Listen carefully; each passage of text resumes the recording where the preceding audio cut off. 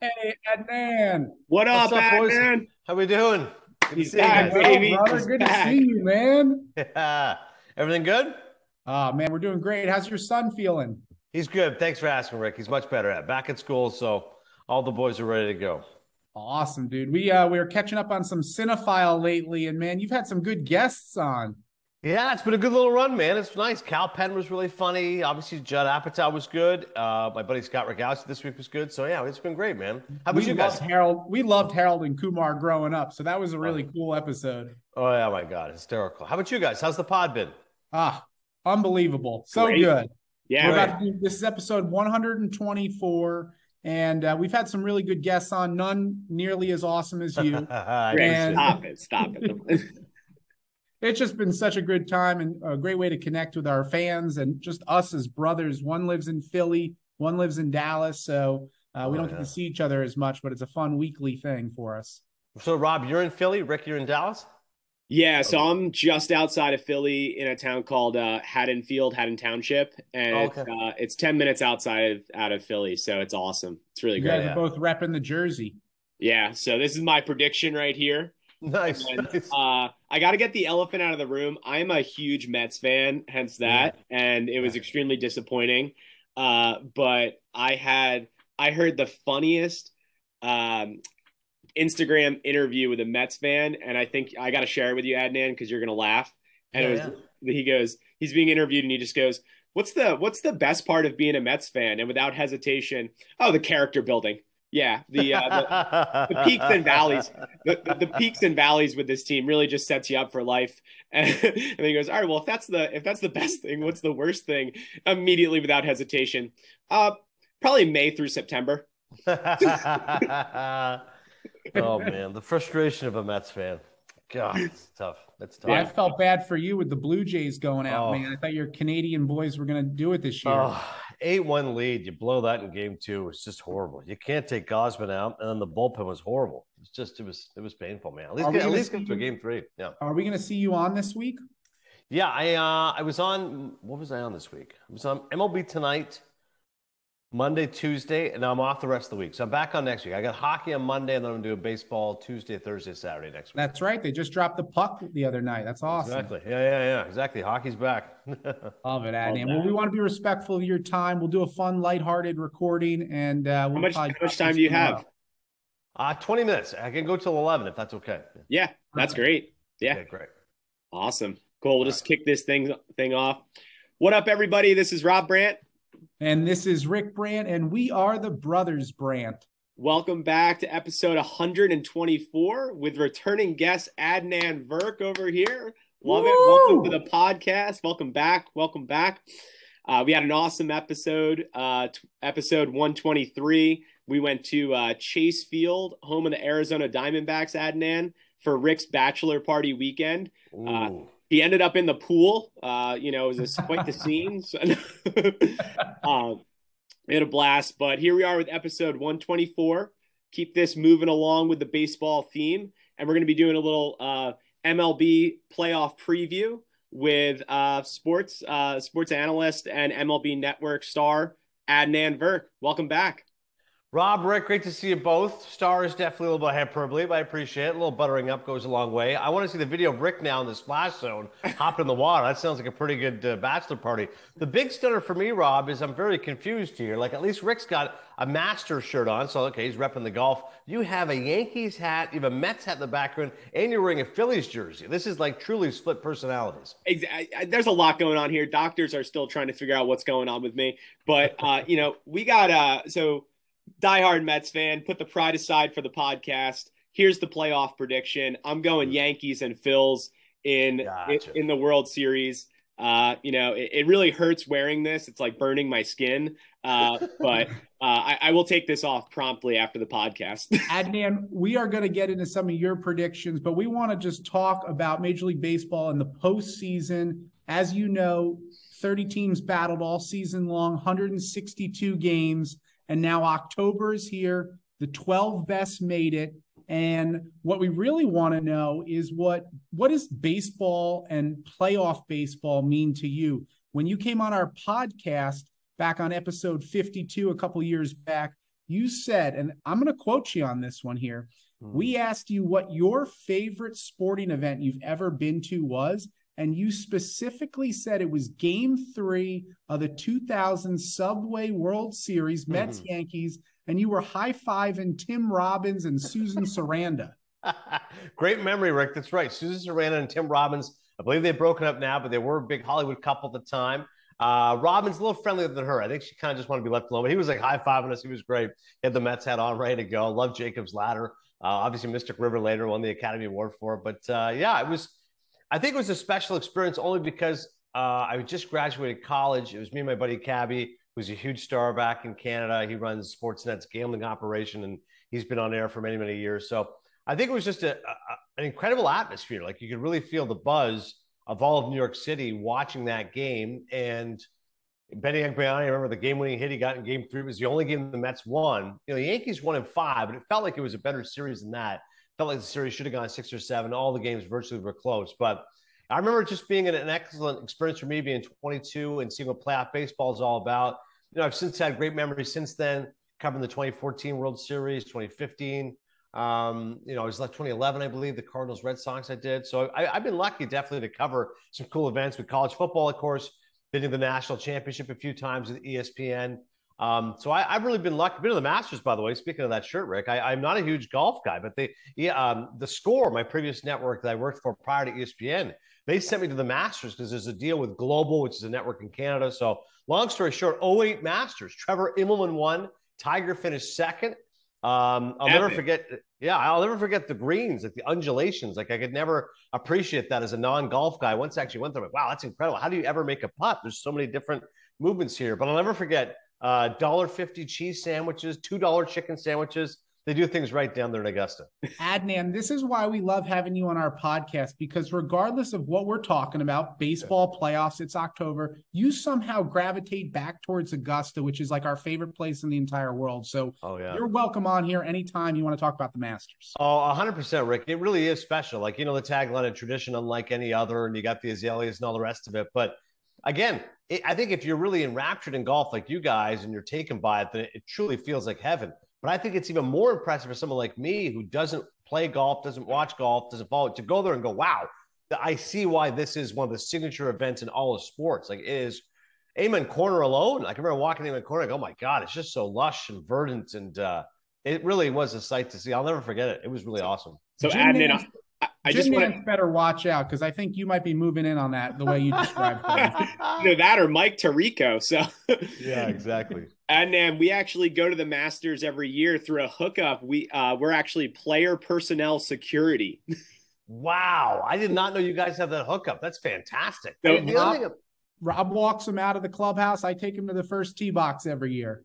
Oh my God, that's fantastic. Yeah, I mean, so I can tell you guys are buttoned up. Any issues happen, you guys will take care of that players. That's why your guys are the heavies there for security. But Koepka wanted me to freelance for him, do some security. He was so impressed. He's a big guy too. Brooks Koepka, you're not messing around with him. He's muscular. Good thing he's on the live tour. We might not see him anymore in the United States. Yeah, I love the fact. One other thought of the Masters, it does feel like you're in a different time, right? When you guys go there every week, you must feel like you're transported back to 1960. It's the biggest reason why, I think, Adnan, is because there's no cell phones permitted on the property. It's the only place in the world I can think of where you've got 50,000 fans, people all together, but there's this dialogue back and forth, this human interaction, which anywhere else in the world, if people are looking down at their phones, you don't get that in Augusta. Yeah, that's a great point, Rick. I didn't even realize that. No phones anywhere. I wish they could do that somewhere else here too. We'll see. All right, well, listen, we are going to be talking the rest of this podcast about baseball. We'll bring you back in April for a Masters theme preview. Yeah. But for now, we want to talk some baseball, and I agree with everything that you just said. There's something about postseason baseball that just makes your hair stand up. And I have to start on a sore subject before we get into the real good stuff on this recording. But you know, I thought, Adnan, this was going to be the year that the Canadians were going to be celebrating. We know the last time you were on our podcast, you talked about how the Montreal Expos in '94 would have won the World Series if it wasn't for the strike that year. Do you think the Blue Jays are 1 year, 2 years out? Where do you stand on the Blue Jays? Well, there's a connection to the 94 Expos in the defending World Series champions of the Atlanta Braves. Alex Anthopoulos, noted Canadian, is the president of the Braves, and he actually grew up in Montreal. And he said one of the reasons why he's locking up all these Braves, as you guys have seen this year, whether it's Spencer Strider or Austin Riley, adding to that core of Acuna and Albies. As soon as they trade for Olsen, they sign him up. He said the reason why is the 94 Expos. He saw what happened is that all those great players the team acquired and then eventually ended up leaving because they couldn't afford them. And eventually baseball in Montreal was no longer because the strike just crippled fan interest in 94. That's why Anthopoulos said, I learned that as a kid growing up, that I'm like, we're not going to make that mistake. So here in Atlanta, we're going to sign all these guys and make sure that we lock them up. As far as Canada's actual baseball team, I'm with you, Rick. I thought this would be a special year for the Jays. At the very least, win a round. You know, last year you just missed out on making the playoffs. This year they were one win better, but they were better as far as the wild card was concerned. One more wild card spot added this year, but they were number 4 in the seeding, which means they get home field. But again, home field really is a misnomer. We saw the road teams go 3-1 in that wild card round. I asked our great researchers at MLB Network to look it up. If you go back to 1995, I said, just go back to 95, which is the start of the wild card era. Home teams only win 55% of the time. Like that's, you know, it's barely above average. You would think it's going to be 60, 65. And in fact, the further you go, it's like 52%. Like it's almost a crapshoot once you go bigger into these games. So it's a really interesting thing. You think to yourself, wow, Toronto, Rogers Center, raucous crowd. But no, like the road teams, aside from Cleveland, really did some damage. And I think for Toronto, game 1, Luis Castillo was outstanding. That happens. He's a great pitcher. He's going to shove. But game 2, you can't give up an 8-1 lead. I mean, I thought it was a premature hook on Kevin Gausman by John Schneider. A couple runners on. He's throwing 85 pitches. Let him work through it. Once it gets to 8-3, 8-4, okay, fine, bring in the bullpen. Instead, Meza comes in, gives up the home run. Collision happens, and it's just it was just a mess for the Blue Jays. My cousin was actually there with his mom and my mom, and neither of our moms are baseball fans, but he's just really generous. He wanted to go to the game. He wanted to take our moms. It's really sweet of him. So I was getting pictures from him. My mom's been to a baseball game in at least 10 years, probably since I last took her when I was back home. So she got to see an epic collapse by the Blue Jays, unfortunately. Could have been a nice win, but it's one of the more painful losses in recent memory for the Jays. Next year is going to mark 30 years. So hopefully next year, the Canadians get to party like it's 1993 again, and your Blue Jays can hoist the Commissioner's Trophy. Yeah, I mean, this year, 30 years since 92, which was, of course, the first World Series title that Dave Winfield hit, the last bat by Otis Nixon, Mike Timlin, the toss of Joe Kerr, and they started jumping up and down. Was so great. But you're right, 93, everyone remembers because against the Phillies, which, again, it's making Rob skin crawl wearing that jersey. But next year, that 30th anniversary, the Joe Kerr home run off Mitch Williams, you're right. That'd be nice to get some symmetry and see Toronto make a deep run. Last question from me, Adnan, and then we're going to hand it over to Rob.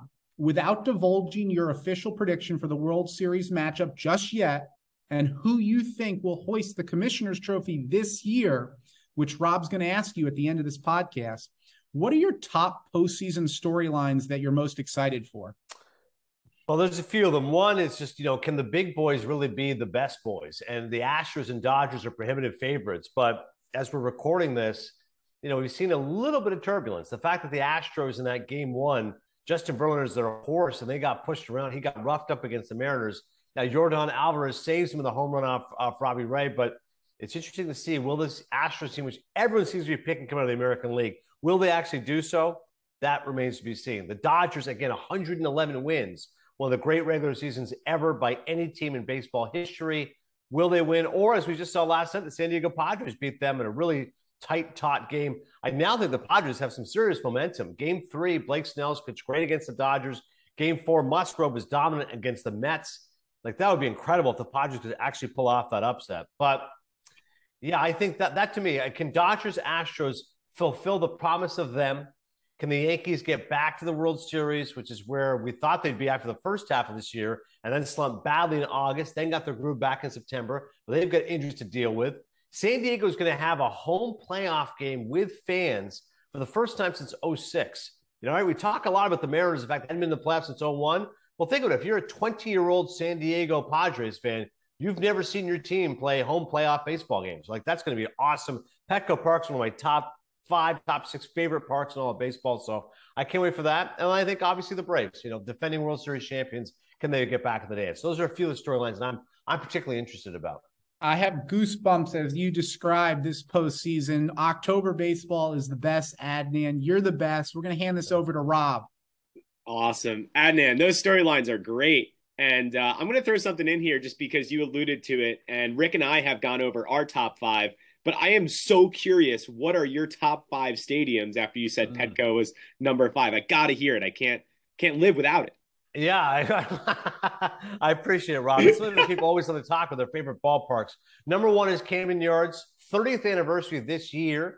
It came about an interesting time. Rogers Center, formerly Skydome, at the time it was state of the art. Oh my God, it's incredible. And then very quickly, boom, it had all of its momentum dashed by Camden Yards. So you go, oh, that's what they should have done. And now Rogers Center feels like a big hunk of concrete. Like, again, it's home for me, so it's still cool if there's a retractable roof and you can look up and see the CN Tower. But most people will say the artificial turf is obviously outdated, and just the feel of it just feels like a big hunk of concrete. Camden Yards is number one because they figured it out. They knew, let's get the model of old and new, and that retro is cool again. And they were the first ones, the advent of those new ballparks. And it's still, to me, the best. I went back there in March of this year. It's the 30th anniversary. I don't think there's a bad seat in the building. I love seeing Boog's Barbecue out there right in the warehouse. I wasn't crazy about pushing back the fences there in left field and raising them, but I seem to help the team. Obviously, the Orioles had a fantastic year. So I just love the vibe of that whole area. I love the statues outside of Babe Ruth and Brooks Robinson. I love all the Oriole orange everywhere. So Camden Yards is my number one. It's baseball heaven for me. Number two, I love San Francisco. Again, that was that wave of those new ballparks right around Camden Yards, AT&T, whatever it's called now, just because I love the water and seeing McCovey's Cove there. San Fran's pretty special for me. I think Wrigley and Fenway are kind of almost on a different level, but we'll include them as 3-4 just because there's so much history there. Fenway Park, every time I go, I can't imagine if you're like a bigger guy, how you sit in those seats. Like, at least I'm short and I'm compact. I'm like, these seats are from 1912, but what I love is the signage. Like, when I go there, I actually look, it says the ticket tape, and it is from 100 years ago. And you actually look at it, you go, wow. Yeah, and there's paint on the when you're walking, in the concession area. It says like peanuts, like nuts and beer. Yes. Yeah. Exactly. I just love the history of there. Wrigley is obviously very special, especially if you're in the bleachers and seeing the ivy. I mean, if it's a sunny day in Chicago, forget about it. Chicago's awesome. So those four, and then five, what the heck? I'll go with San Diego. I love Petco Park. I love the Tony Gwynn statue out in right field. I love the fact you can sit in that grassy knoll and watch a baseball game. I like that view. Like, there's some thought maybe they should have switched around. You could have had the water, but it's kind of cool this way. The water, it's in the other direction. You get that beautiful San Diego downtown skyline. I think it's just a gorgeous ballpark. And San Diego is heaven. I mean, God, 70 and sunny every day. I mean, we should all be so lucky to live in San Diego one day. Or I got to go out there and call a Mets-Padres game. Speaking of your team, Rob, I called them June 3rd, and I was telling my boss I'm purposely going to miss the flight several times just so I could stay in San Diego as long as possible. So that's we got some five for me. We got some weather delays here. I don't know what's going on. They just can't. I gotta stay here. So I still love Yankee Stadium. That's the stadium closest to me. I know the new Yankee Stadium isn't as cool as the old one, but it still, to me, has, again, a lot of history, and it just doesn't have the same essence to it. But it's still a great place to watch a ballpark. When you first get on the subway, if you take the 4 train, you first see that bright shock of light and see Yankee Stadium, the lights. That's pretty cool. I think Citi Field's underrated. I love the rotunda outside. It makes you think of Ebbets Field. The Robinson Rotunda is pretty cool. But those are my top five. I love it. Cool. I got one more stadium question, and then we're going to do a lightning round and get you out of here. Sure. So you mentioned it, heaven. You said San Diego's heaven. Well, we're going to take it back to a place called Dyersville, Iowa. And a lot of people ask us, Adnan, how did this podcast start? Well, short story is my brother and I wanted to do a road trip to Dyersville to see the Field of Dreams. And we wanted to go, we did 10 games in 10 days along the way and all that, and chronicalized it. And anyway, you've been out there for the past 2 years. What has it been like to be out in Dyersville? On our last podcast, you basically quoted the movie word for word.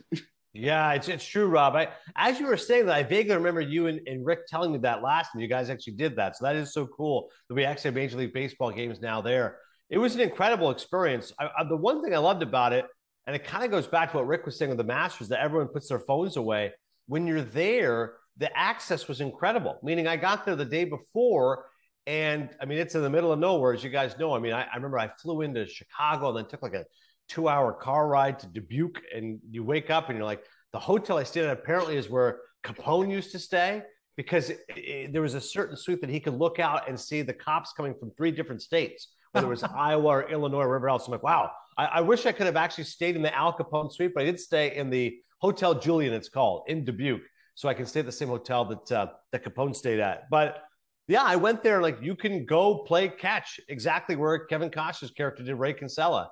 You can go inside the house. At least I was able to, maybe probably just with MOE Network. But like with all things with movies, everything's smaller than you think. You walk in, you go, that's it? That's how small the house is? I'm like, yeah. But I got to stand where Amy Madigan did when she first looked out and saw. I went to the fridge. Again, really small sink, small fridge, tight. I'm like, I don't know how they get all the cameras and the lights in here. They make it look bigger. But yeah, it was really cool to at least be there and kind of get the sense of that whole place. And, that was just kind of the prelude, just seeing that diamond, the little fence, James Earl Jones and all that kind of stuff. Once I actually saw the game, I'm like, it's incredible the way they built it up. And, corn as far as the eyes can see. Everyone's getting their own video walking on the corn stalks.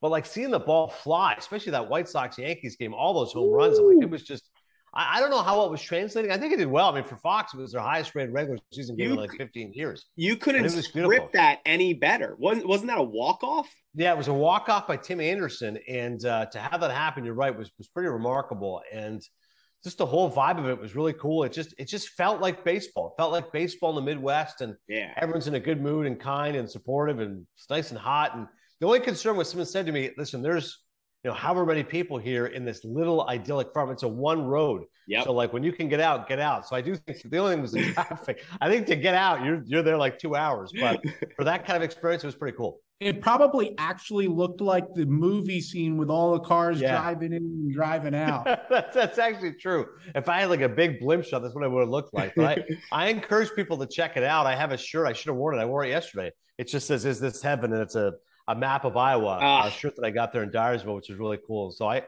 don't know. I believe they're not going to do it next year. I think Frank Thomas's group, they're doing something else there in the next couple of years. But I'm glad at least they got the Cubs in, because most people I asked what was their team, they all said Cubs fans. So I'm glad they got David Ross and the Cubs in. That's awesome. Year.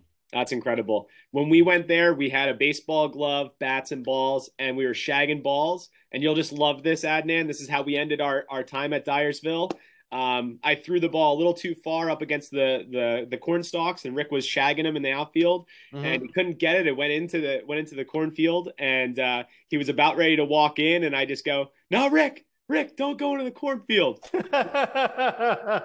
Let it be. It's in baseball heaven. We'll leave. We donated a baseball." And he's like, "You're right. We'll end it on that." And we left with no baseball. Yeah, I think that's smart. That's a classy way. It's kind of like, you're giving back to the earth. We're giving back baseballs after we take baseballs. So, makes sense. So lightning round here. All right. League MVP, Judge or Ohtani? I'm going to go with Judge. I mean, Ohtani's numbers really are ridiculous. Like he was better this year than last year, certainly as a pitcher. Like I think offensively, you might say a little bit of a dip, didn't hit as many home runs. But of course, the team around him isn't nearly as good. But his pitching was like filthy. I mean, he's top 5 in the Cy Young conversation, which I kept thinking, how cool would this be if he won MVP last year and then won the Cy Young this year? That's not going to happen because of Verlander and Dylan Cease and Framber Valdez. But yeah, I'm going to go with Judge. It's historic season. The 62 home runs, 131 RBI, almost got the Triple Crown. He really was a one-man band for the Yankees. But I think it's a great debate, and it takes nothing away from Ohtani that he's the runner-up. All right. And let's pretend you're calling the game. You're calling Game 7 of the World Series. You could have any former baseball player alongside you calling the game. Obviously, John Smoltz is an option, but who are you picking to have alongside you? Well, I think Ron Darling does a phenomenal job. I love listening to him on TBS. I was so proud as an MLB Network employee watching the game the other night. All MLB Network people, the legendary Bob Costas calling the game at 70 years old. First time Bob was calling a playoff series game, I think, since like 2000. So again, if you're like a 25-year-old baseball fan, you don't know how great it is there. Bob Costas called a playoff game that was awesome. And Ronnie was with him in the booth. I'm a huge fan of Ronnie's, going back to the 86 Mets. Of course, Rob appreciates them.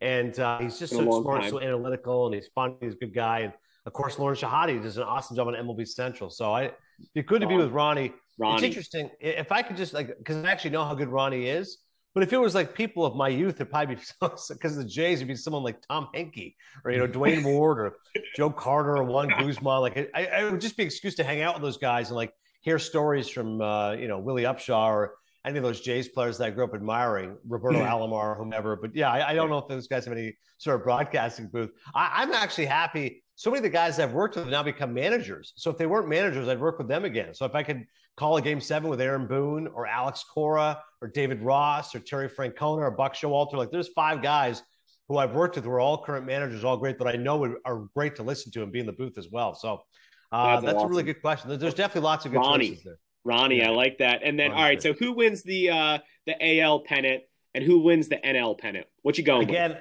I'm biased. I got to root for my boy Booney, so I'm going to go with the Yankees. I know there's been questions about them, but I thought that Game 1 script was as good as it could have. Garrett Cole pitched very good. And then their bullpen, which, there's concerns because they don't have Green and King and Britton and Chapman. But those guys stepped up. Like if they can ride Loaisiga and Peralta and Clay Holmes can get back to me first half, Clay Holmes, Anthony Rizzo hits a home run. If he and Stanton can be complementary pieces for Judge, a little bit of Torres, a little bit of Oswaldo Cabrera, and all of a sudden you're getting different contributions. IKF and Donaldson, excellent defensively. Trevino gets a hit here and there. I'm kind of talking myself into it, so the Astros are going to be really formidable. But that's why I kind of hope Seattle beats Houston. Then I'll kind of open the door. I think for the Yankees, I could go much better with Seattle than they are with Houston. But I'll go Yankees. And then in the National League, I'm really pulling for the Padres because I've told you guys how much I love Petco Park. I love AJ Preller and how brash he is, but I just can't see them beating the Dodgers. I love the fact it's 1-1, and I hope I'm wrong. To be clear, I'm pulling for the Padres, but I think it's either the Dodgers or the Braves. All along, it's felt like it's Yankees, Astros, ALCS, Dodgers, Braves, NLCS. So I will call Yankees, Braves a rematch of that 96 World Series. But to be clear, I'm cheering for Yankees, Padres. All right. Very clear, crystal clear. So you got, let's say Yankees, Padres. Who wins and in how many games? Go Yankees in 6. And I think the Yankees get their first World Series title since 2009.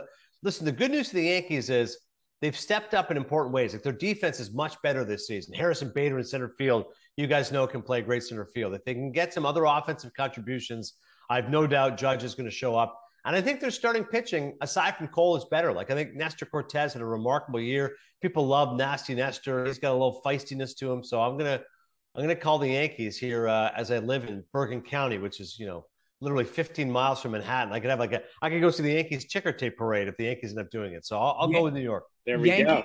Yankees Padres would be a rematch of 96 when Scott Brocious won the MVP. That's right. Great call, Rick. Yeah, I mean, it's been so long for the Padres, going back to the days of Tony Gwynn, back in the days. You're right. That 98 team, I remember thinking, Ken Cam and any of these guys will be back. No, it's been a couple of decades now of futility waiting for that moment. So you're right. Yankees, I was going to go Yankees.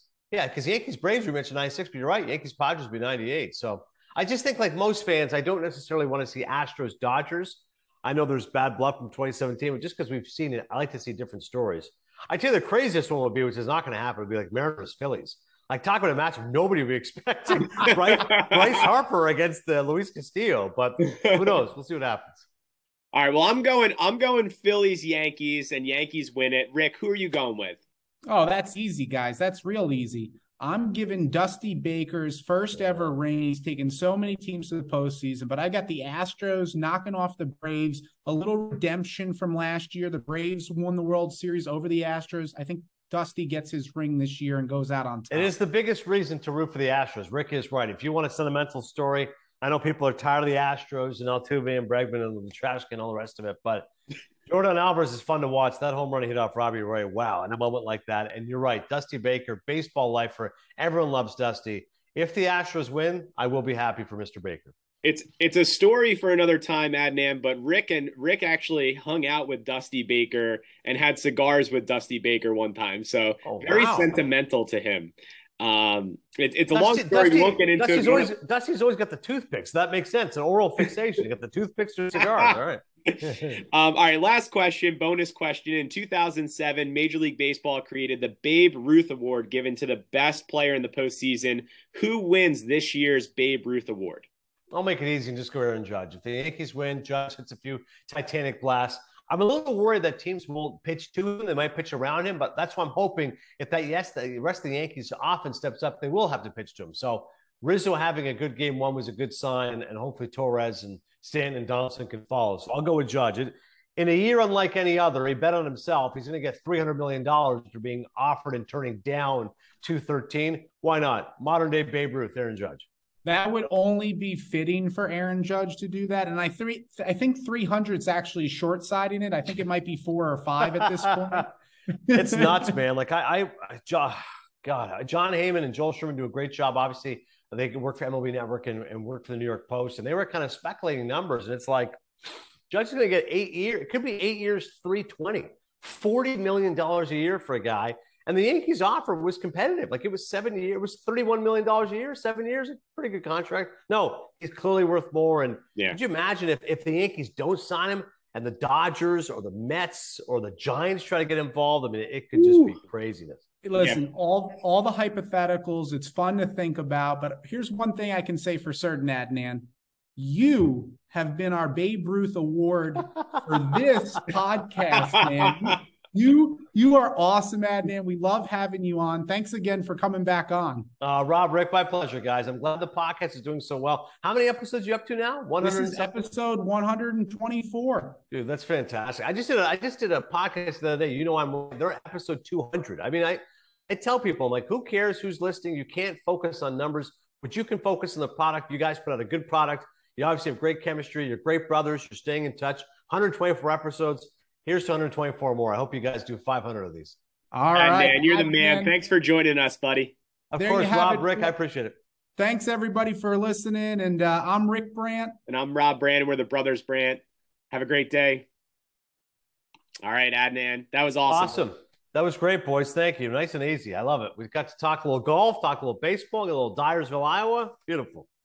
You really are, man. When you're on TV, you're doing such a great job, and you make it so fun to watch. So kind of you, Rick. Thank you. Every time you come on, Adnan, I'm like the emoji with the exploding head of baseball knowledge. I'm like trying to keep up. I'm just like, oh God, okay, write that down, right? Oh, trust me. We got so many smart people. Honestly, Rob, like these researchers, they can look up anything. Like I'll ask them for stats and numbers, and they make us look so smart. It's so great, man. I love the fact you guys actually watch because I always tell people if I wasn't working at MLB Network, I'd be watching it. So it's great. And watching that and listening to the Cinephile. Yeah, exactly. Gonna plug Cinephile. Also, thanks for encouraging me to reach out to Michael Lombardi. I reached out to him. So good. And he just said to follow up. So he's so busy, you know. Yeah. No, but stay on him. Mike's a gret guy. So if he can help you out, he will. Yeah, he's right over here in Ocean City, which is hilarious. It's like literally 45 minutes hour from me. Hey, by the way, you said you stayed at Al Capone's hotel out in Iowa. Al Capone had a house down South Jersey. I've actually driven by it before. You want the goosebumps, you go check that out. It looks exactly where you dump some bodies. Really? What's the name of it? Do you remember? So all right, here's what I say. You've heard of Pine Valley Golf Club? Yeah. All right, so look up Pine Valley Golf Club, literally just Wikipedia, and there's a blurb about it. And his house is about 2 minutes from the entry of Pine Valley's golf club. And it's down this one road. Like it just feels exactly like where he would have been. Check it out, man. It's pretty cool. Hang on, I'm going to write this down. And by the way, Adnan, Rick didn't drive by. Rick pulled into the driveway. Oh, yeah. He basically went into the house and got some milk out of the fridge. I had to see the thing. I was so curious. Turn in the driveway. He's like, oh, whoops, wrong driveway. Right? Yeah, exactly. Like, where's the shovels? Oh, that's where they buried a few bodies. Okay, good. All right, I'm just going to get out of here. Just want to see it for myself. Yeah. All right, Adnan. Be good, man. I know you're busy. Of course, Rick. Rob, thanks so much, boys. Take care. Yeah. See you later, Adnan. Bye. All right. Bye-bye.